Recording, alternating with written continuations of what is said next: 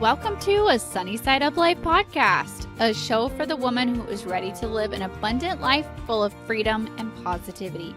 I'm Sammy Womack, and I'm on a mission to help you break free from survival mode, gain financial freedom, stay motivated, and focus on what matters most. Join the movement and let's start living on the brighter side of life together. Hey everyone, welcome back to another episode of the podcast. So I am doing something a little out of my comfort zone today, a little out of the ordinary.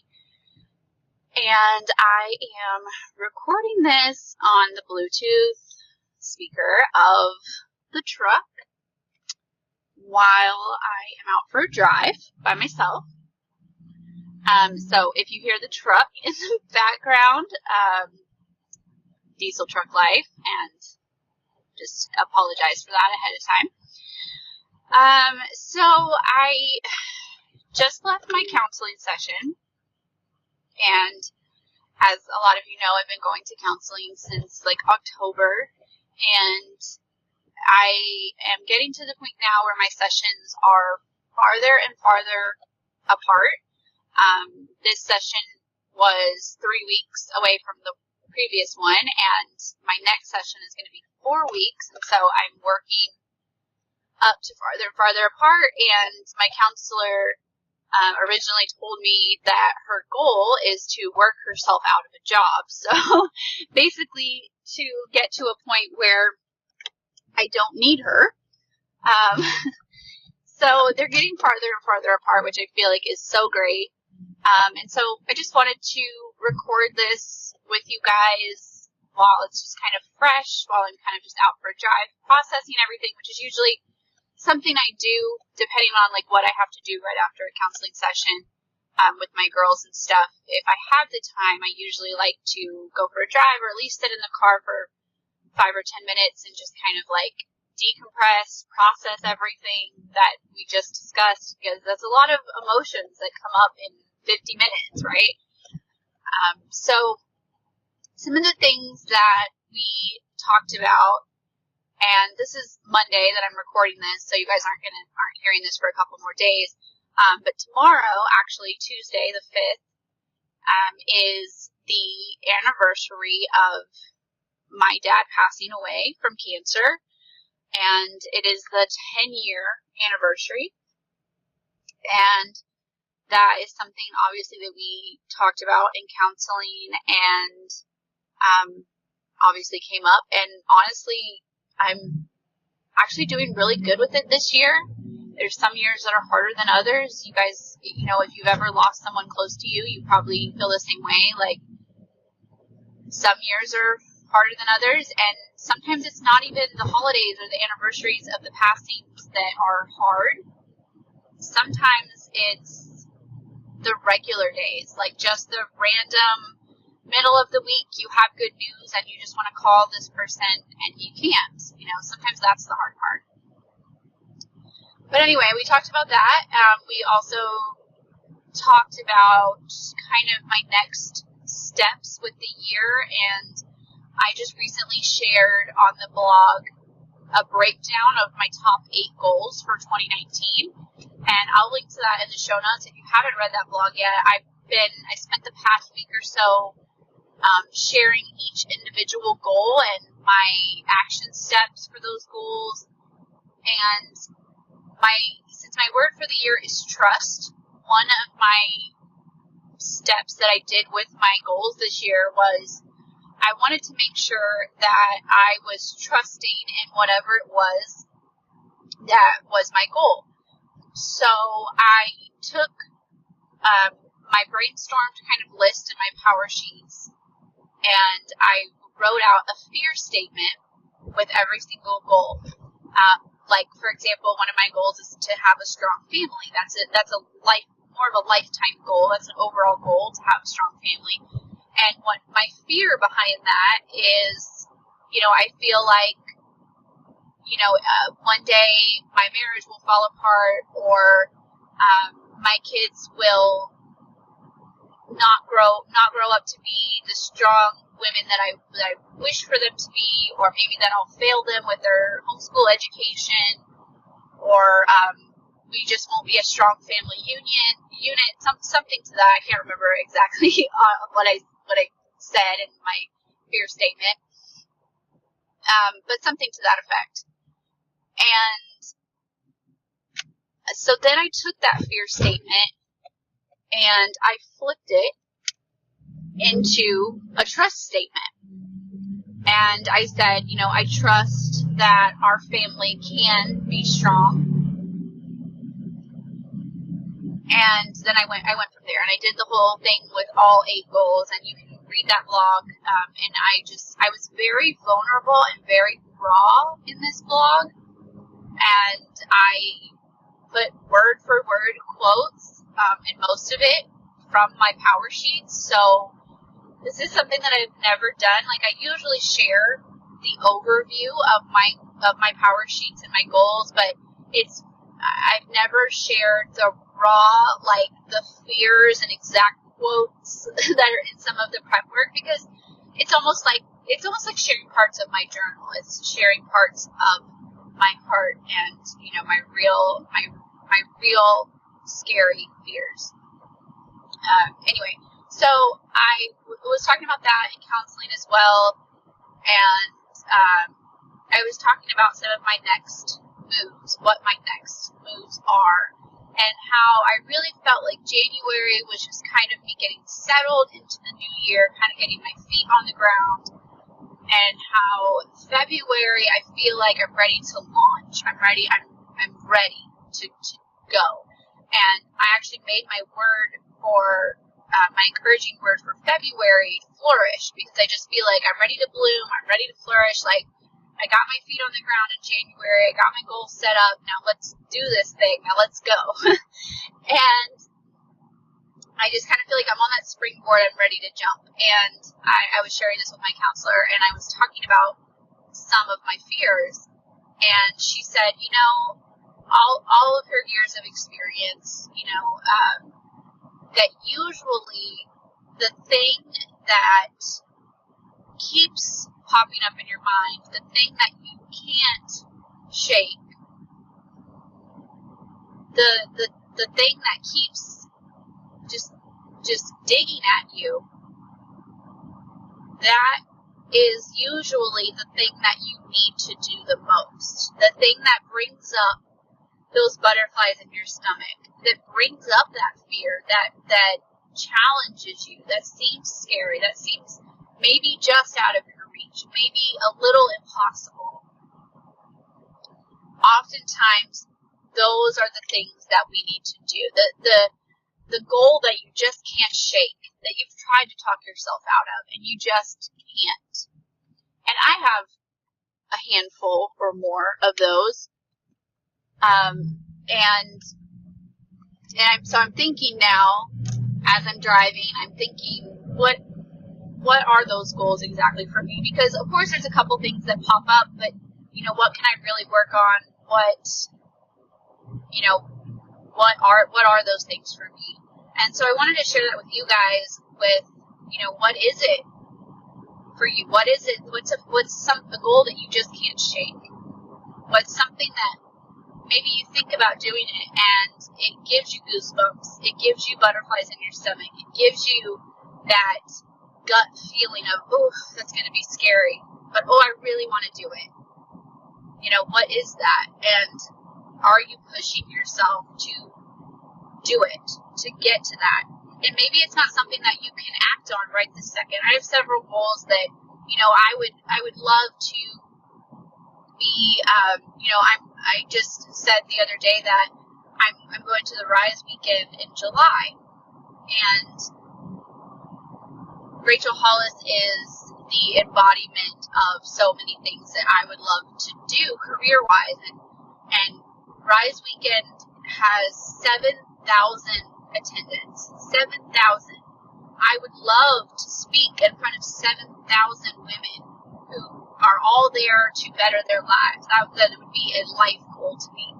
And obviously I can't just next week decide I'm going to speak at a conference in front of 7,000 people, But what can I do now? What can I do in February? What can I do in 2019? To get one step closer to that big picture goal that might not happen until 10 years in the future or something. One of my goals is to have a net worth of over $1 million. Obviously, that's not something that I can just snap my fingers and can happen next week. But what can I do in February to get to that goal? In February, I can watch my spending. I can not go over my spending budget. I can make sure that I hit my savings goals. I can think of ways to grow our income, grow my business. Watch our investments, monitor things, keep an eye on things. And I know that that's something that I can do right now in order to get to that big goal. Because you don't just wake up one day and have a net worth of $1 million. You have to work backwards. I know, okay, for 2019, I can work towards saving $40,000, which is our savings goal this year. And then I can break that down even farther. Okay, what can I do in this month? And then when next month gets here, what can I do in this month to eventually get to there? It's stair steps. It's not you can't just jump all the way up to these huge goals. You have to break them down.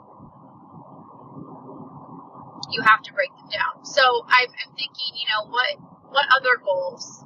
If I want to speak at a conference in front of 7,000 women, how can I break that down to something that I can start working on this month? And I want you guys to do the same. What are your big, scary goals? Scary, but yet you know that they are for you. They're scary, but they're not. There's a difference between doing something that you know is bad, is wrong for you, you shouldn't be doing it, and you get that pit of your stomach, like buyer's remorse or whatever, even if it's not something you're buying, that buyer's remorse kind of feeling of, oh, I shouldn't have done this. Not those. That's a different feeling. Those scary goals where, for me, purchasing the Rise tickets, going to Rise with my friend Megan, who we're Instagram friends, we've never met in real life, spending 3 nights away from my babies, that's out of my comfort zone, but I know that it's right. I know that it's on the right track to who I want to be, to who I was called to be, to who I was meant to be. So I have to keep pushing myself for those goals, those things that are just out of reach, that are just a little scary, that are just those things that give me butterflies, that give me goosebumps. And because I know that is the direction that I should go in, right? And so I want you guys to do the same. And, we're still at the beginning of the new year, really. Just because it's February now doesn't mean that all of a sudden, if I haven't set goals, it's too late. That's not true. Every single day is a new day. Every single week is a new week. Every single month is a new month. You don't need it to be January to set goals. So if you haven't set your goals yet, you can still set them. It's never too late to start. Never too late. No matter how old you are, no matter how old your kids are, no matter how much debt you're in, no matter how out of your reach you feel like your goals are, it's never too late to try. It's never too late to try. Okay? So I just wanted to kind of bring you guys along on this drive, on this is my after counseling thoughts, and share this with you guys, and just kind of this fresh, this is what goes through my mind right after a counseling session. So you guys just got a free counseling session and a ride in the diesel truck with me. So you guys just be thinking about that. Just be, keep pushing yourself. We were called to this life. We weren't put here on accident. We weren't given the dreams and desires that we were given on accident. Okay? And, even if it feels scary, sometimes when it feels scary, that's the thing that you should be doing the most. Do it scared. Do it scared. As Christy Wright says, Christy Wright from Business Boutique that works with Dave Ramsey, that's one of her catchphrases. So it's one of her sayings is do it scared. We're all scared. I'm scared. Every single thing that I do, I'm scared. Recording podcasts with my fears and my deepest emotions and then publishing them and putting them out into the world, that makes me scared. Literally putting quotes from my power sheets to share with y'all, that makes me scared. Doing speaking events, doing interviews, recording videos, whatever it is, I'm scared every single time. But I know that this message that I have in my heart was given to me for a purpose. And to just say, oh, I'm scared, I can't do it, is an injustice to everything. Myself, my plan, God's plan, my children, my husband. It's an injustice to everyone if I don't pursue the desires that are in my heart that I know were given to me for a reason. So saying you're scared and then not doing it, that's not a good enough excuse. Everyone's scared. I guarantee you that Rachel Hollis is nervous before she gets on stage.